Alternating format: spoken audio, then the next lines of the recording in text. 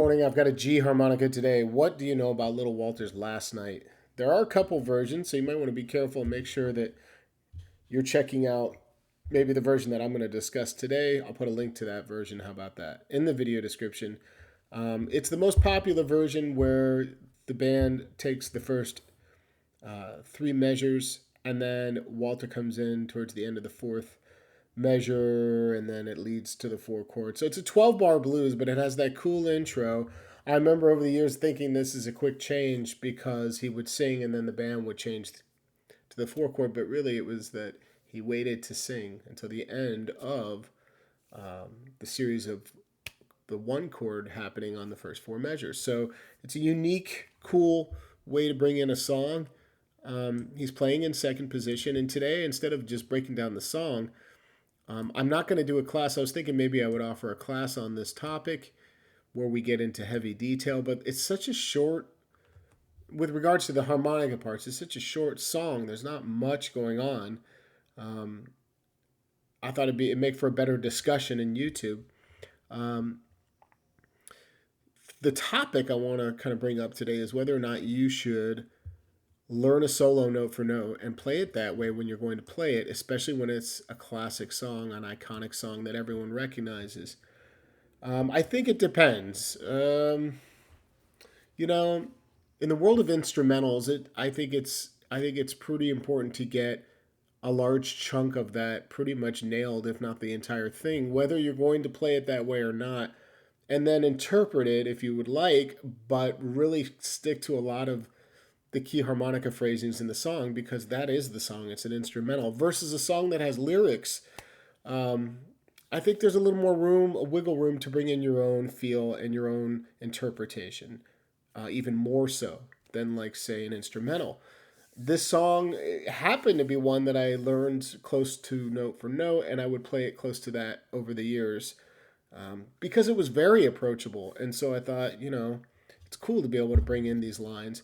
So the what I want to say is that I think in the case of Last Night and a lot of these classic tunes I've talked about, Can't Hold Out Much Longer, etc. If it has a distinct introduction, you might want to keep that. And if there's certain phrasing that sort of lives in the song, you might want to keep that. Let me point out what I'm talking about for this song. Let's see if I can find the beginning of the solo. I wasn't prepared, sorry. All right, so he brings in the solo with these series of warbles. To me, that's very an important part to bring in. I think if you're going to take a solo, it's just nice to hear that it takes me right back to the original song. So I would leave some of these warbles. He sticks on it for a long time. There's a series of like bends and warbles that come in. And the other big point I want to bring in is the phrase that he comes out of these warbles. So let's listen to it. I'll keep talking because copyright issues. I gotta. Here it comes. All right, let me stop. I'm just trying to mess around and play over it so we don't get into the, YouTube saying you can't play that and have it taken down.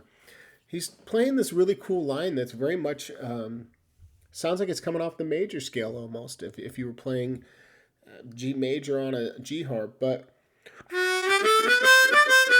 if you start to get some of that, the cadence, the rhythm of this phrasing, it'll help you a lot. So I'm just going to give you just a sneak peek into what's happening on that. 3 draw, half step bend, 4 blow, 4 draw, 5 blow, 5 draw. And then I believe he's hitting 6 blow, back down to 5 draw, 5 blow, to 4 draw. And then you can figure out the rest as he approaches that 3 draw bend area. I'll put those notes in the video description so you can see that.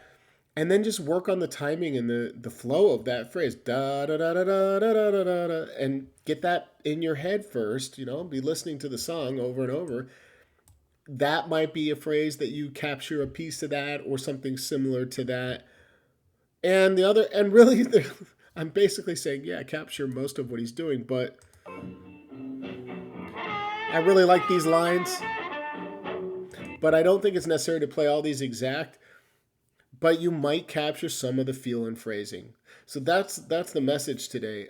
If you're learning some of these classic blues harmonica songs and you're wondering whether you should copy note for note, Sometimes the work and the lesson that you get out of doing that, breaking it down exactly, is getting in the player's head and learning new technique and nuance. But then that doesn't mean you have to perform it like that.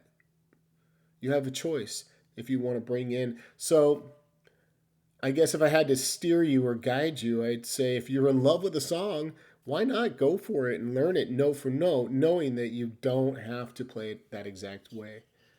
And in fact, the more you know it note for note, the more you can interpret it and bring in your own elements because you're so confident and comfortable knowing where the song's going that you can stay true to what the feel is that he was trying to communicate here.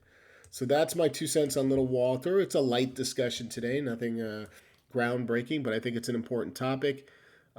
If you don't own a G harmonica, go get a G harmonica. It's really important to make sure you've got at least a C and an A harmonica. Perhaps the next key that's really important for you would be a D and a G and a B flat. Those would be the ones that stand out. And then later make your way to like E, E flat, and F or lower keys. But a G allows you to feel the just it allows you to work on techniques in a different way because it's much lower. By the time you get from a C to a G,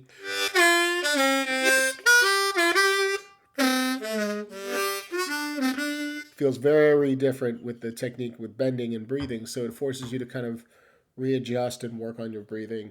It's good stuff. Um, I do plan on offering up a class on Blue Midnight. I think that'd be a killer class to bring into like a full blown class where we really dissect it note for note. I did like a 5 chord riff a couple videos back, and folks seem to enjoy that.